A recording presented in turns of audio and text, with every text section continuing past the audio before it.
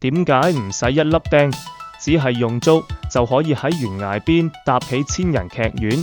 好多人以為呢啲不外乎係將幾條竹求其綁埋一齊啫。呢個正正係香港獨有嘅傳奇非遺戲棚搭建技藝。佢最震撼人心嘅地方係完全唔使睇圖紙，全憑經驗同力學。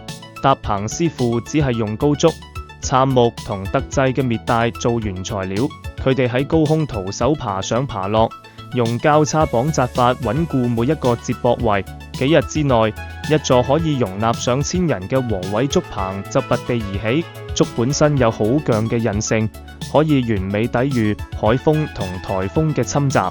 呢種結構預頂住重力就勒得愈實。拆完之後啲竹仲可以循環再用。